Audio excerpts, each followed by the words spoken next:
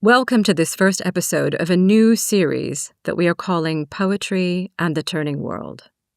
In this series, we ask, how does poetry help us manage our everyday challenges, as well as the wider changes we face globally? Is poetry a guiding force in uncertain times? And what might we learn from how poems respond to the big questions that face us individually and collectively? My name is Sandeep Parmar, and I'm a poet, critic, and professor of English at Cornell University, and I'm talking to Sarah Howe, poet, critic, and poetry editor at Chatto and Windus. And today we will turn our attention to how poetry intersects with the idea of work. That is, work as labor, as care, and of course as writerly craft. Sarah and I have chosen recent poems as well as poems from the previous century to reflect on how poetry and work are bound by an intimate relation at their very core. Sarah. Hi, Sandy. Hello. I think it's fair to say that as we went looking for poems about work, or ostensibly about working and workers, that we expanded our thinking about what qualifies as work. We started off by recalling poems in which people are quite literally at work or commuting, and then found that work and its conceptual opposite, play, are both words that are foundational to how we think about the writing and indeed the teaching of poetry. Yeah, well, I guess there's been a perennial question, hasn't there? Is what poets do actually work?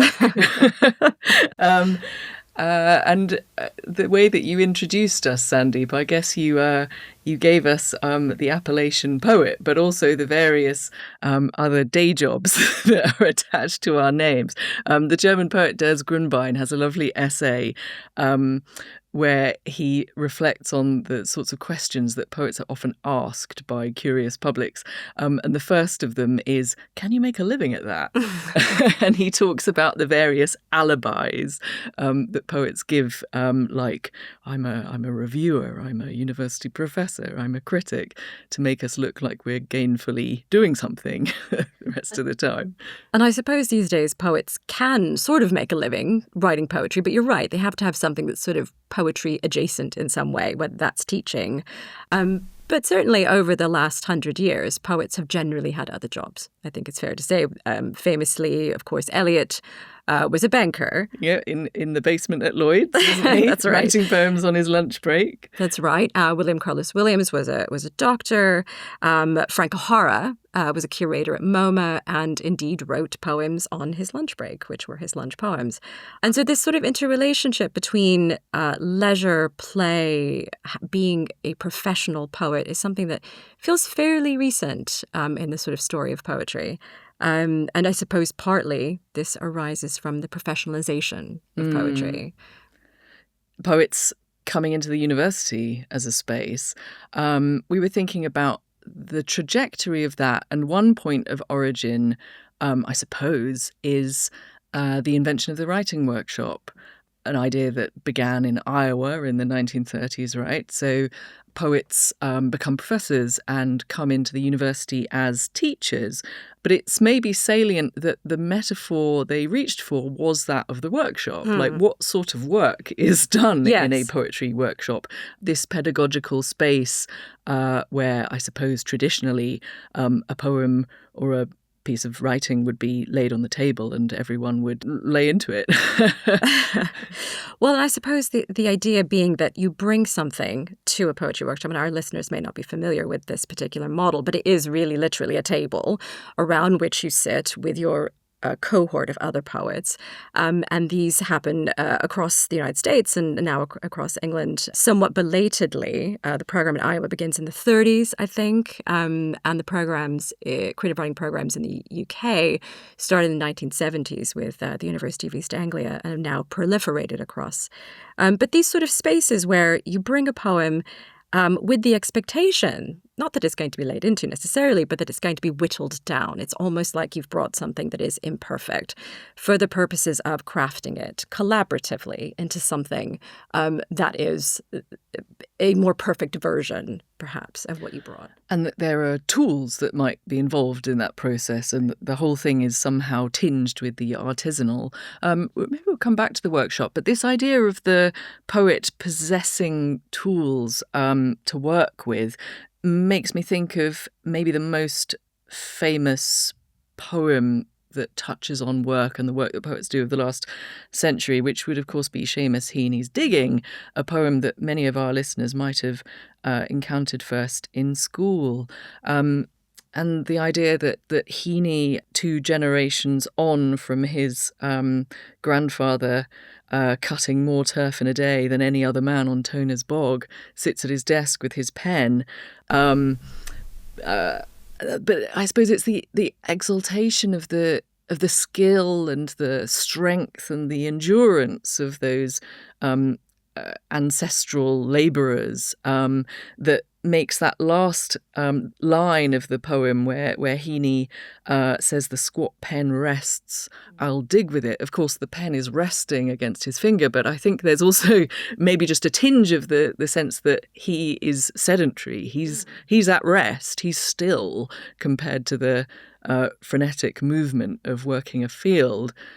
Does that feel somewhat lamentable in a way? It's almost, I guess, what underlies this question around work and poetry is that poets can't do work. I mean, they can't do physical work, that there's almost this sort of divide that in the generational line, at some point we give up working with actual tools and doing physical work, and we somehow take up with the pen.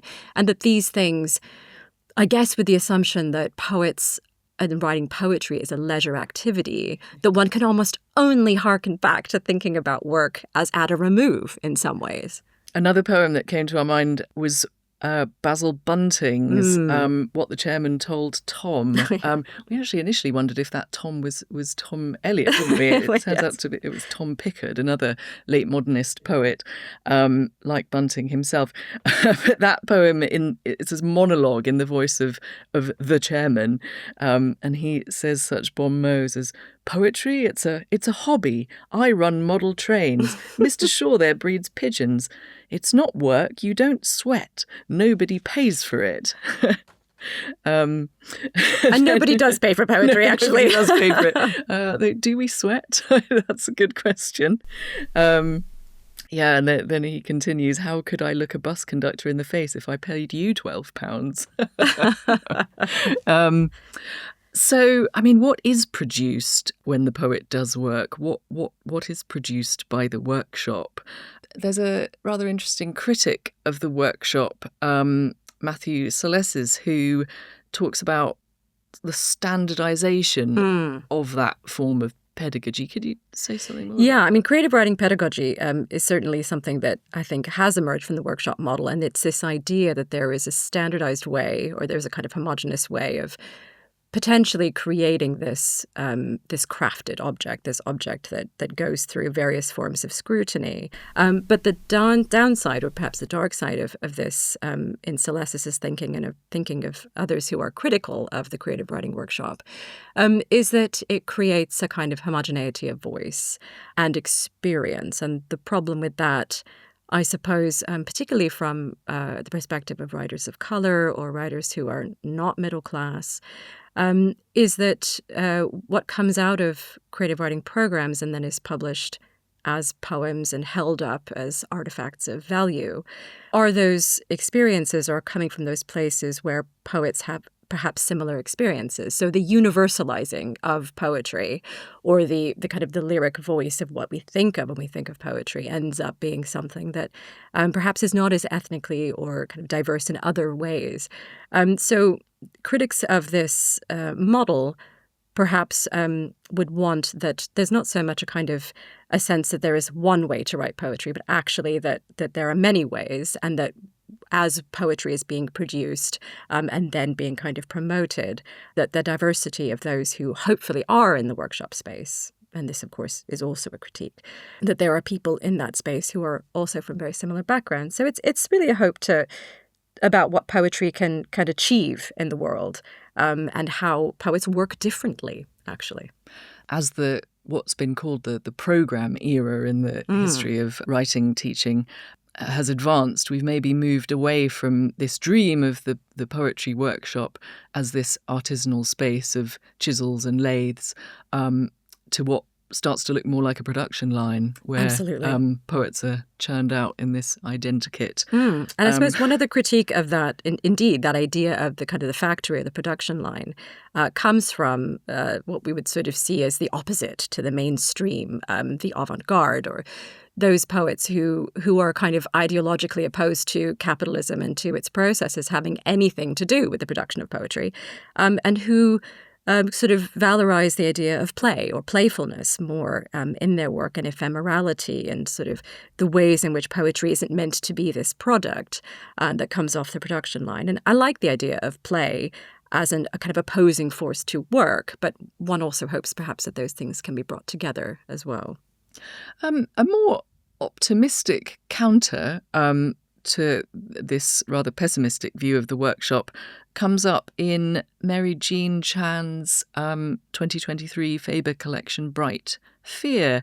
That book has a long middle section, a sequence called Ars Poetica, and I suppose it's reflecting on the usefulness and what poetry can do. But section 12 is about the workshop, isn't it? Mary Jean taught at a university and still does. And that poem begins, my poetry students don't know they've saved me. And it comes around to this rather touching vision, I think, of what exactly happens in this teaching space. So these are the last lines of the poem. I value being in a small room housed in the business school each Thursday, doing the hard work of mending or mourning what remains dear to each of us. That's so lovely. And that word value is quite charged, isn't it? Well, the fact that this workshop is happening in the business school yes, is so the timetabling has carved out a space for it. Sometimes these things happen by accident, but in some ways there is something to be said there about the instrumentalization of creative writing and the ways in which it becomes a part, particularly in Britain, I think perhaps more so than the US, of a general education and how creative writing is sort of applicable to almost any discipline.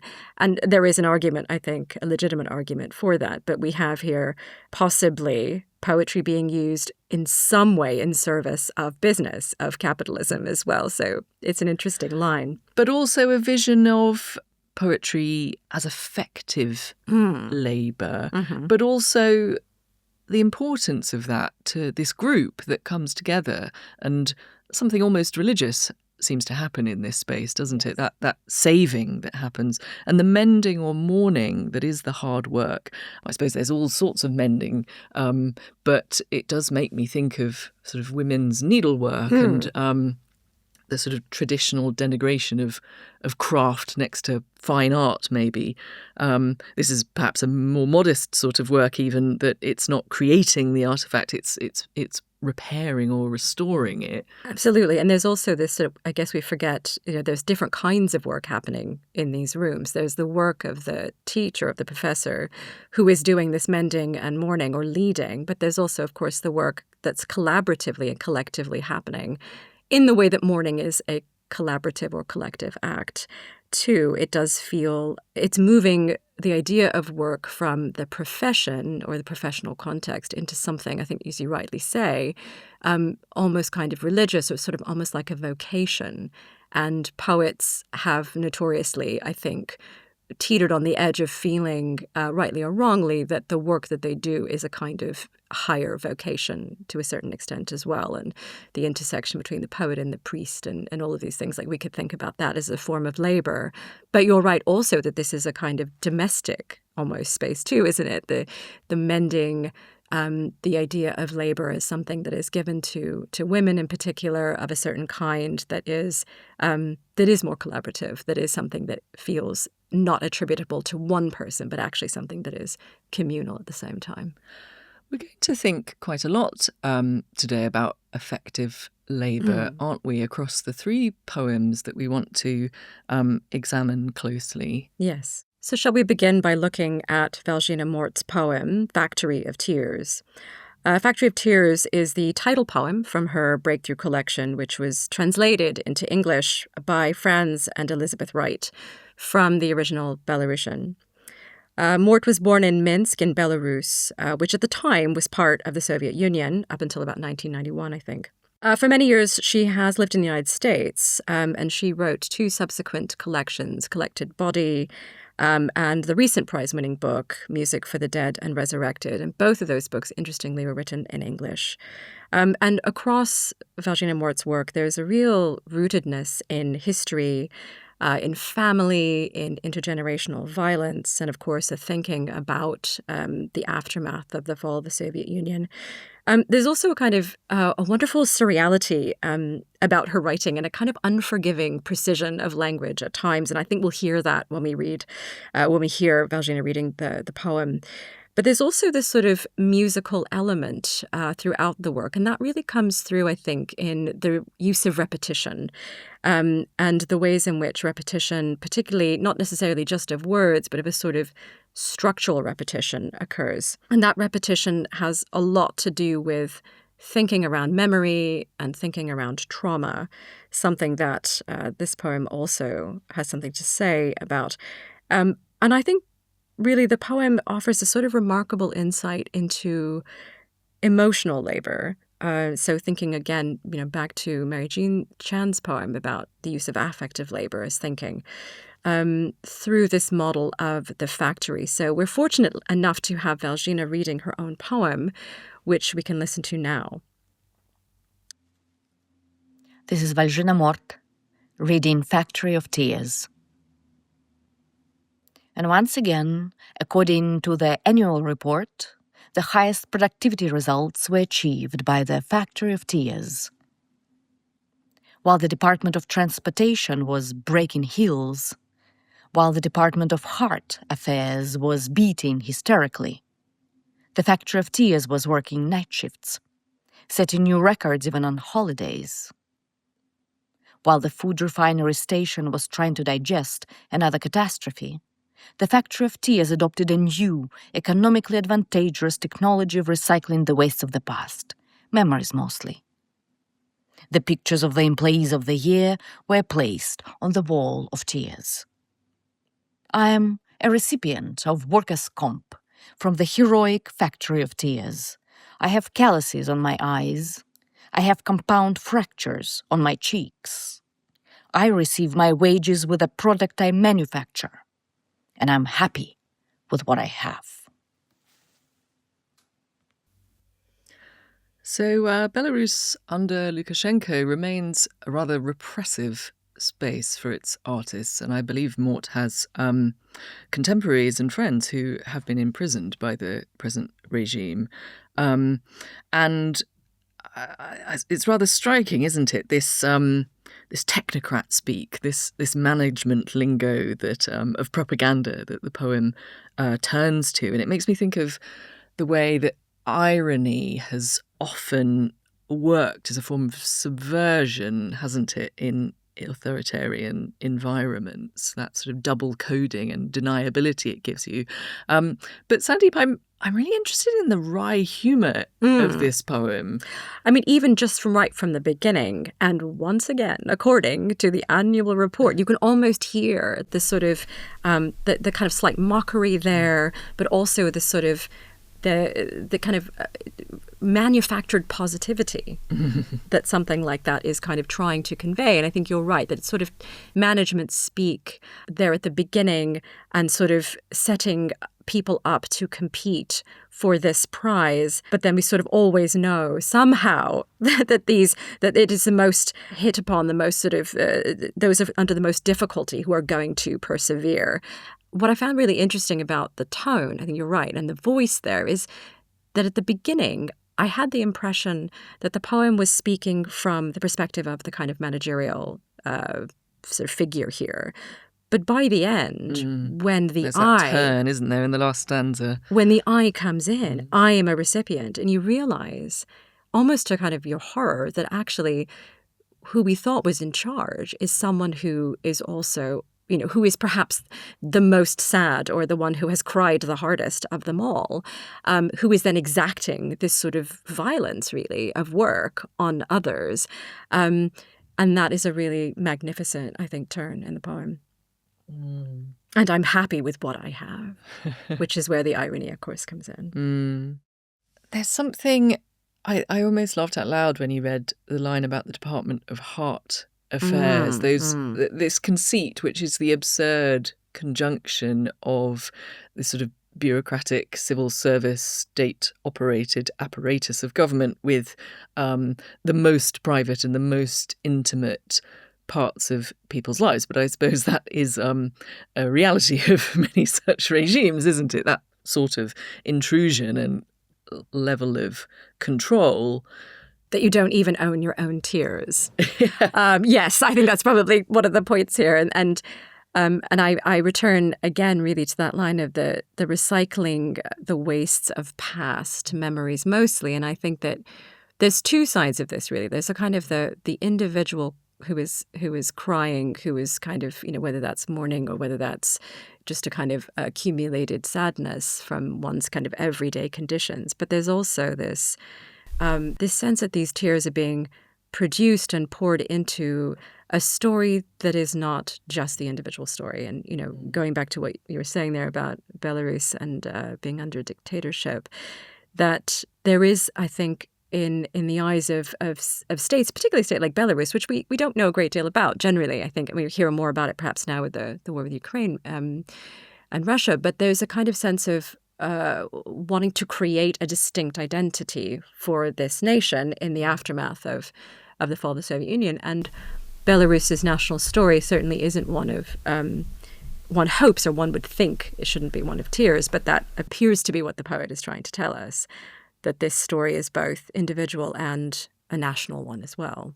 And the book that this poem comes from is very invested in the decision that Mort takes to write her poems in Belarusian, when actually, to all intents and purposes, Russian is the lingua franca of everyday, certainly public life in Belarus still. And there's a history of repression of the Belarusian language back into the Soviet years. But I think it's striking that this is the title poem, as you said, of the book, but it's also the final poem in the book.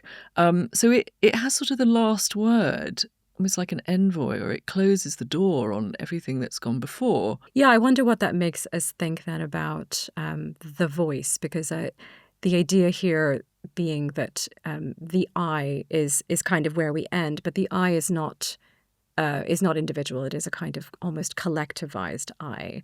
How does language do the work of producing the I? We have this, I receive my wages with the product I manufacture. And you almost read that with the I as being manufactured. And the book, and any poetry, of course, any lyric poetry is manufacturing an I. And whether that I is something we can hold up as being kind of relatable or realistic or kind of aligning with the poet or with an actual person is always the question that we as readers bring to a poem. Say something more about the violence of that last stanza. It actually made me think of the way that Mort has spoken about the sort of violence involved in translation in interviews in the past. I think she once compared having these poems translated to giving oneself a haircut with a kitchen knife. Oh, what's an amazing image. There's a kind of denial of the self in the speaking of the I here, isn't there? I am a recipient of workers' comp from the heroic factory of tears. I have calluses on my eyes. I have compound fractures on my cheeks.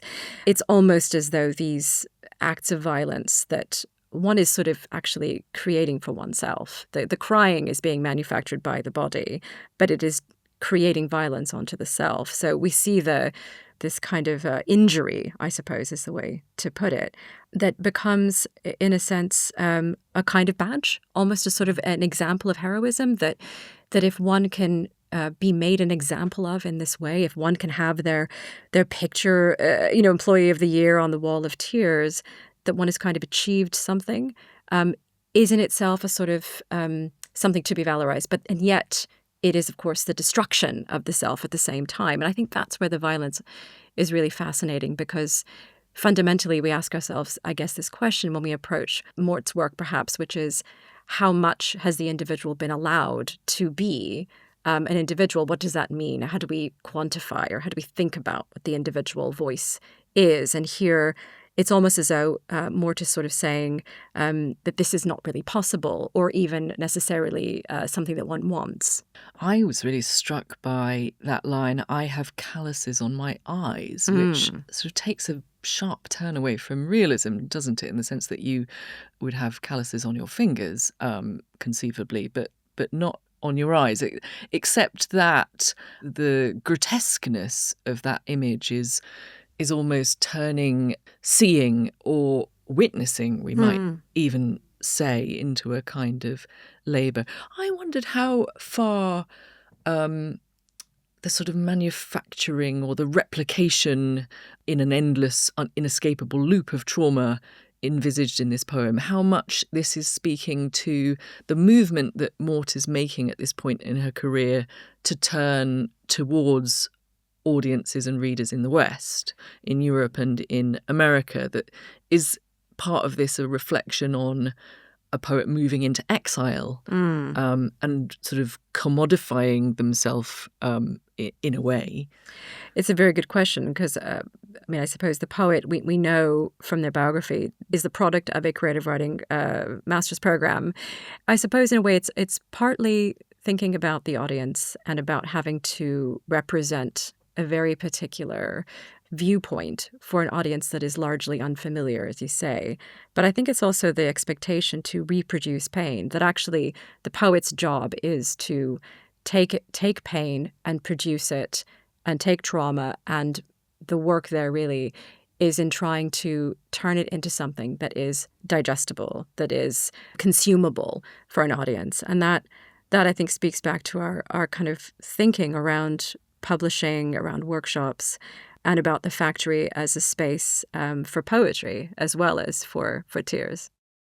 If you're enjoying this episode, then why not try the LRB's Close Readings podcast, which covers literature from ancient Greece to the present day and features several series on poetry with Seamus Perry and Mark Ford. Listeners can get 25% off a 12-month subscription. You just need to use the code POETRY25, that's POETRY25, at checkout, and you can find a link in the description of this episode.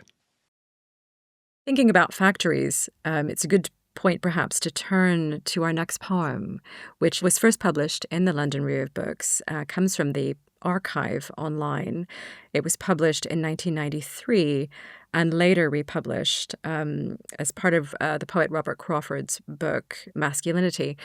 And the poem is called Jesus Christ Endorses the New Hillman Imp.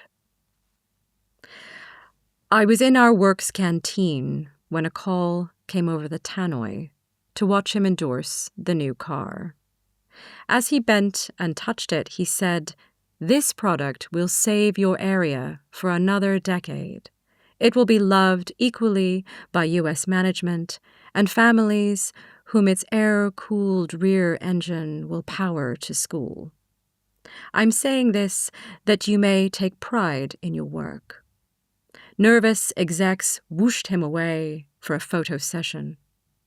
I lost my job in the first redundancies.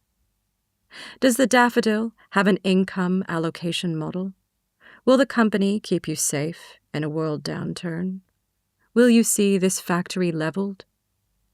Hillmans have long gone out of production. My launch brochures in a box upstairs with his photo are greeny with damp. We did good work, though, no regrets.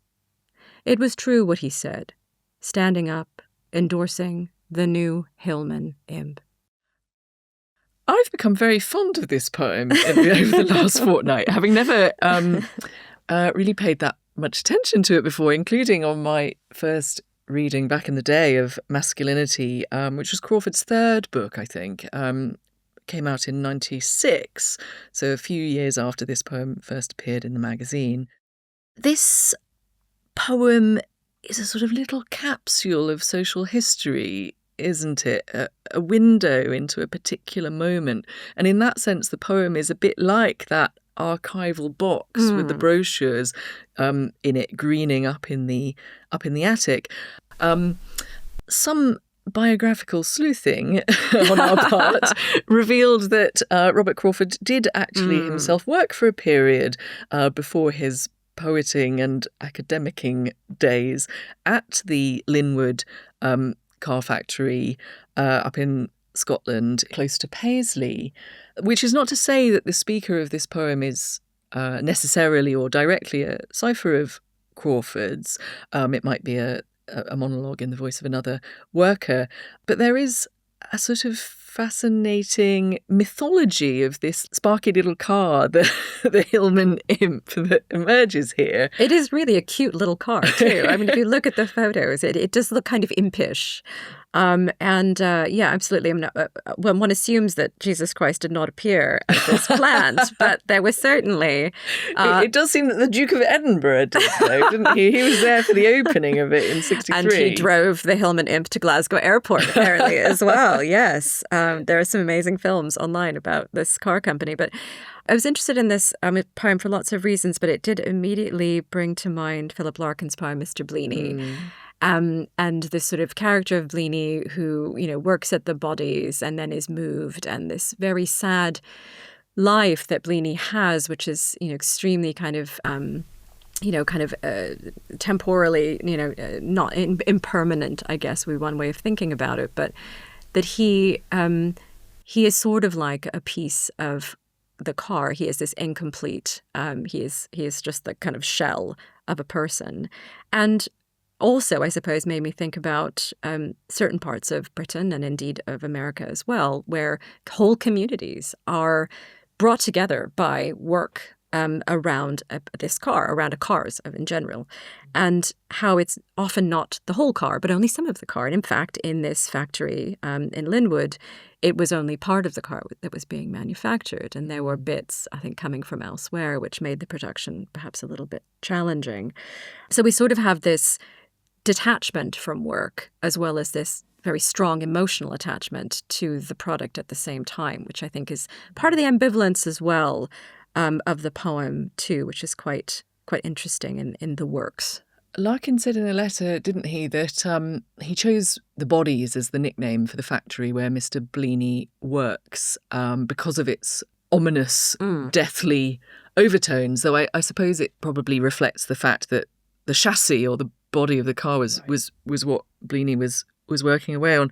And actually the box in this poem did make me think of Bleaney's one hired box, which in Larkin's poem is the depressing rental room. But I think there are coffin-like overtones to both, and indeed death and resurrection and salvation are quite important themes in Crawford's poem, even if ultimately frustrated in the end, because I suppose there was this real freightedness of hope and faith even, it seems, in the Linwood factory, which was built under government pressure or aspiration to boost local employment in the area in Scotland, sort of in the wake of heavy industry and mining and traditional employment waning, I guess.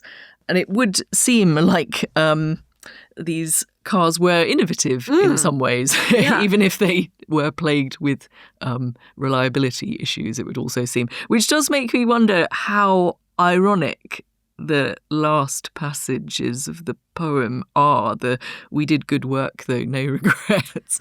Yeah, no, absolutely. I mean, again, I think it sort of has a similar tone perhaps to the previous poem, to Valzhyna Mort's poem, in the sense that there is this kind of ill feeling about the connection to work and the connection to product. Though Valzhyna Mort's poem is allegorical, here we have, I guess in the kind of line of what we were saying about Seamus Heaney's poem too, the aftermath of work is what makes the poem. It's the poet is not doing the work that is being described at the time. There is a kind of resonance. There is a sort of, I guess a kind of a legacy of work that is coming into the poem, and Crawford has worked it into another form of work, if you like. And we have the I here again very strongly, placing us in the works. What is happening in this poem? We have a worker who hears a call over the tannoy to kind of congregate to watch Jesus, who appears and says some, very sensible things, I think, which is, of course, very sad in thinking about, as you say, that these factories brought a great deal of hope and regeneration to areas and parts of the country that were perhaps not economically doing as well. And there is a kind of hint here, too, isn't it, that this car will be loved by U.S. management, but also by families, which I think is quite an interesting glimpse of globalization happening, right? Because what happens to Linwood, we know. It's bought by Chrysler, isn't it? Well, and then by Peugeot. So it becomes American and then French owned, and then the French close it, don't they? Yes. So this sort of sense again of the detachment of work, not just from seeing a kind of a product being made entirely in one factory space, but also of who is the one who is kind of controlling the production, who is controlling the work, who is overseeing the work. And, it might as well be Jesus, because we just don't know who these companies are, who is this U.S. management, and who are these kind of, fairly homogenous families who are going to love the air-cooled rear engine. Jesus isn't much characterized beyond his adoption wholesale of this same ilk of propagandistic bureaucrat advertorial speak that we get in Mort's poem. But the second lot of speech in the poem, after that pivot at "I lost my job," which is fascinating, is really interesting in itself, isn't it? It's a sort of turning point in the poem which listeners won't be able to hear, but there's a split in the poem that happens, isn't there? Yes. There's a kind of thing with the lineation where we have a kind of a break or a gap after a half line, and then we drop to what looks like the second stanza, but it's actually just a big caesura before "I lost my job." So the presence of silence, a presence of blank space around "I lost my job" is the sort of heart of the poem. It is the most personal, lyrical, expressive moment between what is effectively two kind of bits of dialogue, or not dialogue, but kind of conversation, reported speech, I guess we would say. And what happens in that second bit? We found ourselves puzzling over the second bit, because you could almost naturally read it as continuous with the first set of speech in the quotation marks. But there does seem to be a change here. It's not Jesus speaking in the same way as he was before. So if it is still him, either the scales have fallen from his eyes in the course of the Q&A, or maybe this is the subtext of what he wasn't saying before. So how does it go? Does the daffodil have an income allocation model? Yes. Will the company keep you safe in a world downturn? Will you see this factory levelled? Or is it the speaker speaking to himself or a fellow worker? Either way, it's not so hopeful, is it? No, and we have of course the daffodil, which we would naturally seize upon as being somehow connected to poetry, somehow a reference to Wordsworth potentially, but one doesn't think about poetry having an income allocation model. Perhaps one should. Yes, there's another line in this book actually. Masculinity that goes something like, "What does the swallow know of tariff barriers?" And it's Crawford making a similar move, isn't it? Right, that this unsullied, pristine emblem from the natural world, what does it know of our artificial human constructs like income allocation models? Except, of course, that daffodils maybe are quite good at distributing the bulb as a storage structure for energy. So yeah, it's hard to know which direction that's pointing in, and that uncertainty of tone is maybe significant in the second half of this poem. I think the fact that we don't know necessarily who is speaking, I guess also sort of reminds us that in the sort of the Gospels, or in the kind of reported speech that we have of Jesus through various people who are kind of noting this down, reporting it to and preaching it, that there is a kind of disembodiment of voice too. And it does perhaps remind us that there is a kind of, the poem has a responsibility to single out the speaking voice to an extent. And what Crawford has done in this poem is actually really limit our ability to attach to this lyric I, to this person who as far as we understand it, is a factory worker. But we know so little about this person except that they have this kind of sort of revelation sort of feeling of, we did good work. And it's not even I did good work. Yes, it becomes the first person plural Right. at that stage, doesn't it? Right. It pans out into something bigger, a whole community or a group of workers invested in some project. It's interesting, isn't it, that in the book published version of the poem, there's an extra line that Crawford inserted before the final one. So in the book, the poem reads, "It was true what he said, standing up on a platform in Linwood, Scotland, endorsing the new Hillman Imp." So we have Jesus on this platform now, and that the emphasis of that this is happening in Linwood, Scotland, which, as the poem appeared in the magazine, the place wasn't emphasised or invoked in the same way, was it? I wonder why he decided to add the place particularly. Is it because the book needed to be situated more in speaking from a particular community and a particular set of expectations and hopes and a history, indeed, for a wider readership or a readership, perhaps. But what do you think the reason might have been? Well, yes, I'd say that we had to do a certain amount of research, didn't we, in order to unpack all of this, that we're not quite old enough to remember Hillman Imps on the roads.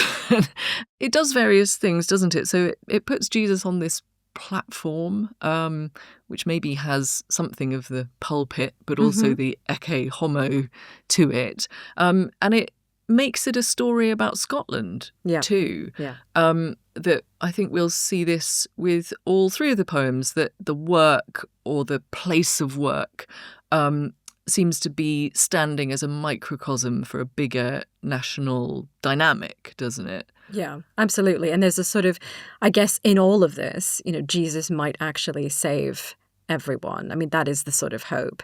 And the good works there, and thinking about work as an act of faith is also really interesting, because good works does echo parts of the Bible, right? Particularly a bit from Ephesians, in which Jesus kind of is said to do good works, which God has prepared us in advance for us to do. So this idea of God's handiwork being kind of compared, I guess, tangentially somehow to preaching, but then also to the act of poetry. Can we make that line? Do you think we can make that link? Except, of course, that it's all doomed, isn't it? Because the factory closes and it's all demolished. And so time is quite interesting how it operates in this poem, that we're looking back down the years long enough for the brochures to moulder in that box upstairs. They have something of the character of evangelical leaflets, don't they? And in fact, it is possible to Google and find archival digital troves of these brochures, isn't it? And there was one for the Hillman Imp van whose slogan was something like "Work a little miracle," wasn't it? Oh, perfect. So I do wonder if that was another impetus for Crawford here. So we've looked at two poems this episode about factory work, both of which are sort of allegorical in a way, thinking about larger currents of nation and identity. But shall we broaden our angle to think about gendered work and maybe also migrant work? So as we've said, this poem of Crawford's comes from a book called Masculinity. And there's this delightful satirical pair of poems in that book, which is quite self-conscious about gendered division of labour. And I really like the poem Mending the Helicopter, which goes, brilliant. "I'm too busy mending the helicopter to wash up yesterday's dishes. I'm too busy mending the helicopter to pick up the kids from school." And so it continues. And then the next poem, the wife or the female partner gets her rejoinder. "I've already mended the helicopter. Leave those rotor blade sprockets alone. I've already mended the helicopter while you were watching Apocalypse Now." So, Sandeep, gender and unpaid work. Yes, we had a poem written by a woman at the top there about factory work, in which gender, of course, is not appearing very clearly. And of course, moving on to Crawford's poem, which is clearly interested in the ways in which work and gender are associated with the man going outside of the home to do paid work. But of course, feminism has for a long time now been very rightly interested in not only trying to insist that women should be paid equally for the work that they do, equally to men, but also that capitalism has historically benefited from unpaid labor, women's unpaid labor largely, or the kind of not very well paid labor of those who are kind of serving in the home, who are then able to support a family, who can be part of this sort of productive, quote unquote, productive system under capitalism. And an example of this would be the kind of sort of famous wages for housework movement. Many feminists kind of had a hand in this, but Silvia Federici's writing sort of tries to get us to think about the ways in which women's work is both unpaid, but is also not a chore, but a labor of love.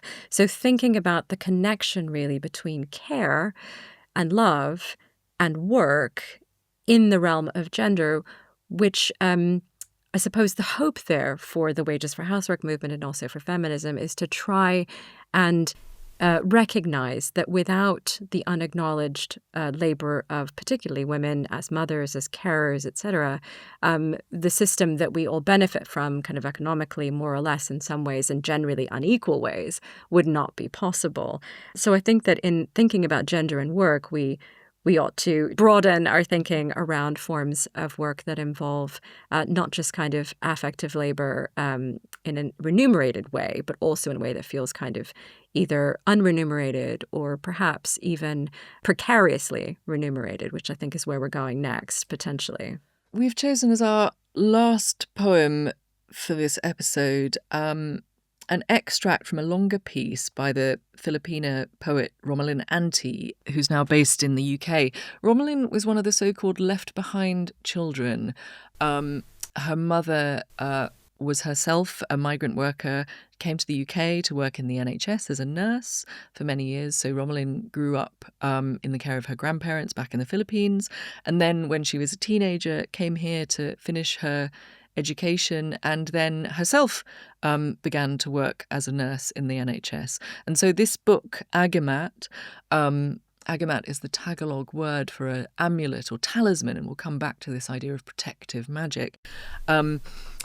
Agamat finds the poet nurse at this moment of crisis, I suppose, that she's caring for patients on the front line of the pandemic, as is her mother. They're in different wards working in parallel, and she wonders if this work is asking too much of her, if she can bear to carry on. And that is the moment of decision that this long poem works its way towards. We won't have time to deal with the whole thing as it spans many pages and evolves in fascinating ways. But the whole poem unfolds in these segments divided by asterisks, which are almost like filmic scenes. So I'll read a few of these scenes, 2 contiguous ones, and then a bit of a gap and another. So the poem has a very long title, actually. During the pandemic, I tell my lover I can no longer be a nurse, and he writes Kotatama on my arm. I have sung all the love songs in the morgue, even before I sprint to my patient, trying to hang herself on the curtain rail. It's already September by the time I catch her by the legs. Since then I've been dreaming of my mother, dreaming of me, in the tachycardic pulse of skeletal white resuscitation light. We are running in slow motion, our chests brown and blue fabrics torn open. Have you ever seen a person shot in the head? My mother asks. That's how my patient dropped. No leaning on the wall or breaking the body's collapse with outstretched hands. My mother and I sit in the deep green grass outside A&E, hurling curses at the Sandwell skyline. then laughing at our paper cups of watery hot chocolate. Is it wrong to not want to claim misery when everybody else is competing for it? But I have been blind, standing in the blue flicker of my patient's television, watching his favourite game show. The black lakes of my pupils singe, slates of scrambling letters on the screen. MAPRIYTRSOE. Can you see? My patient wheezes under his oxygen mask. The letters rearrange themselves to a spirometry or try a poem, sir. How breathless bears heart and bless. Inhalation, hail and nation. I am trying to leave this country. I am trying to love this country. The news says John Alagos collapsed after a 12-hour shift. My mother texts back, lol. The news says cases rising, danger of nurses quitting. My mother texts back, lol. All this time my mother thought lol stands for lots of love. These excerpts are so interesting because the longer poem, of course, moves through questions around Kototama, and I wonder if maybe you want to say something about that. Yeah, first. that word, which I pronounced, Kototama, is actually given in Japanese characters in the title of the poem. I think the poet's partner is half Japanese, and he is a character in the parts of the poem we didn't read. And in fact, the longer poem opens by glossing Kototama, this Japanese idea of the magic that lives in words, as the poet puts it.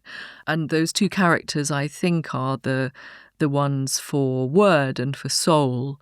So this idea that the Japanese version of a belief in whatever magic inheres in and possibility inheres in words.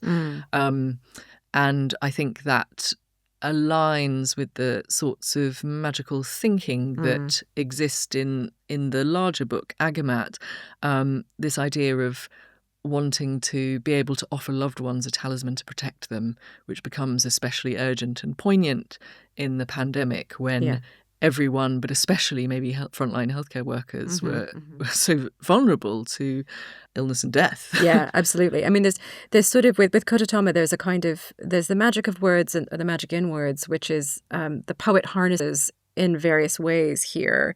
And I guess one of those is in of course, constructing the poem out of this very traumatic experience, and also the experience of giving care and working in this system that was really on the verge of collapse. And it's fascinating, and it's hard to almost take ourselves back to that moment, which actually wasn't that long ago.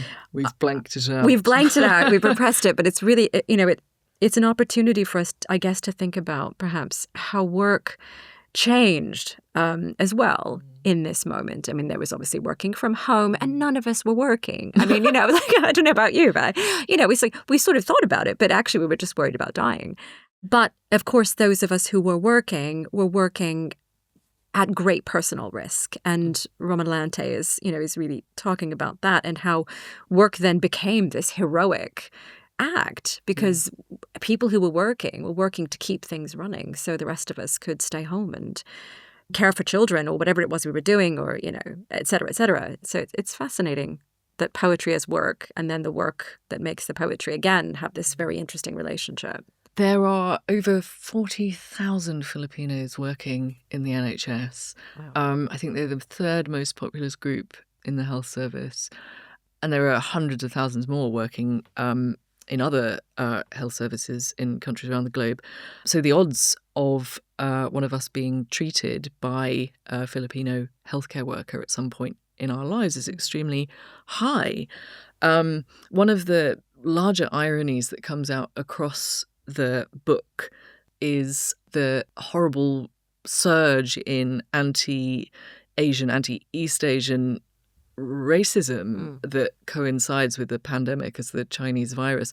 Mary Jean Chan's Bright Fear that we invoked at the start of the episode is also a book that touches on that. It was written largely during the pandemic. But the idea that these Filipino nurses who are saving lives in hospitals, then on their way home get racially abused by people on trains. The kototama, the magic in words, comes out perhaps most acutely and fascinatingly in this moment of funny reverie when the poet nurse is distracted watching for a moment. I think it must be Countdown, the show on the patient's screen, and that exercise in anagramming the randomly allocated letters that Carol would of yore have presided over, I think no more. But the sort of secret meanings that seem to emerge through these anagrams, so the spirometry, that it's a lung capacity test, isn't it? A spirometry that becomes try a poem, sir. Can poems heal? Can poems measure our breath? Yeah. But also the inhalation that morphs into hail and nation. Yeah. Hail being itself a pun, I suppose, to, on the one hand, salute, as I guess we were doing for healthcare workers at this moment in the pandemic, but hail as in hale and hearty or not. That the NHS was more than ever at this moment a barometer of the health of the nation. In all senses.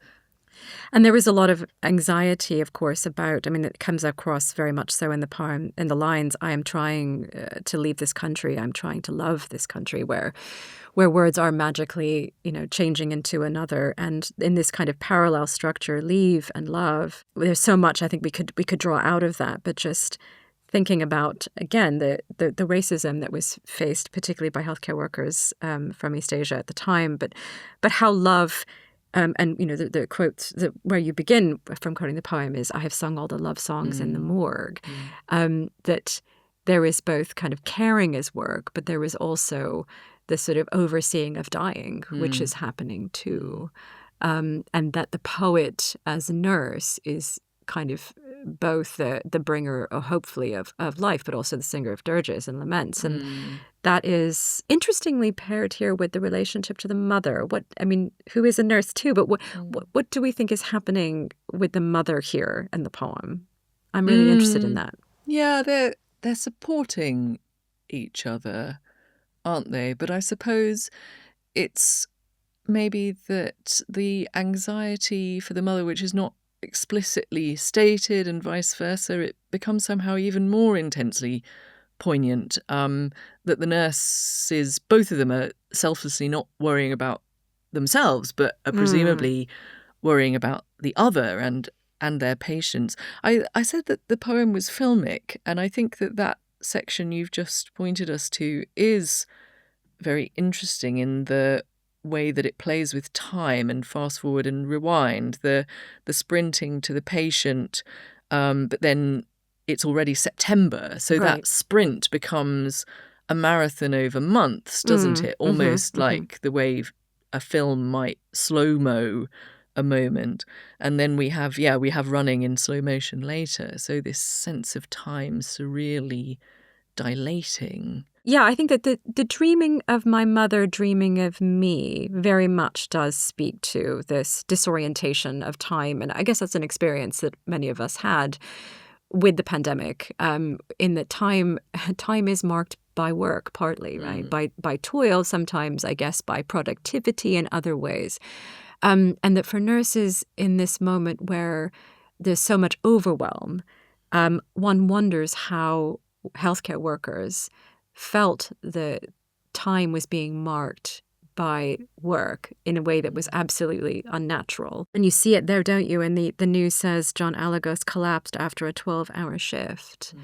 And so the experience of time is naturally somehow kind of obliterated by this experience of just so much work. It's the overloading of that. But the dreaming here and the surreality and the kind of filmic nature of the poem and where it starts, I think connects us to the mother because mothers and daughters are markers of time. I mean, they walk through life, and they're kinds of mirrors of each other, and they represent, especially if they're both in the same profession, they represent like what one will become, what one will be. A vision of the future, yeah. And so, to have them brought into parallel is a kind of bending of time as well. I also love the sort of gentle humour around the mum's misprision Oh of my lol in that stanza. It's after the weightiness of what's come before and those gunshots and collapsing hanged patients. It's so sort of this little moment of brightness, isn't it? It makes you think of that exchange in the Leveson inquiry with Rebecca Brooks and David Cameron Wright. He was texting lol to her in the same vein. Yeah, but where it was not appropriate, of course, in that instance, it's inappropriate in a different way here. But in some strange way, it is a kind of dark humor, isn't it? It's like, you can only laugh, but of course you aren't laughing. And love here is the labor. And that part of the labor is not necessarily remunerated. One can sprint and one can catch a falling body. One can do the work, a difficult work of care. But to love is something else, and that is something extra. This poem reminded me of a short poem by the Scottish poet Neil Campbell of a couple of generations below Crawford's called The Work, where it's a sort of catalogue of different jobs that you could compare to the work that poets do. So the whaler poet or the oil driller poet primed for the buried flame. But the heart of that poem at its centre is the poet nurse, hearts measured by a small watch, balmer, washer of old skin, stopping by the door in the night. So this sort of transitional, liminal, angelic figure, as you were saying, who stands by at these moments of coming into and leaving life, but also the measuring of hearts with a small watch, sort of sits interestingly with what you were saying about time just now. But yes, also clues us into thinking about this whole sequence and maybe book as a sort of ars poetica at a slant. That what kinds of care or healing can poems perform, if any? So where have we come to over the course of 3 poems, Sandeep? Well, the world of work is changing, and poems reflect that, I suppose. Next episode, we will be thinking about poems and technology and the way that poets and poems register the shifting tide of change on technological fronts of various sorts. Next time, we'll be looking at a poem from the archive by Jory Graham. If you've enjoyed our conversation about poetry today, perhaps you'd consider subscribing to the Close Readings podcast. Mark Ford and Seamus Perry have various wonderful series on poetry there that you might enjoy. And listeners can get 25% off by using the code Poetry25. You'll find a link in the description.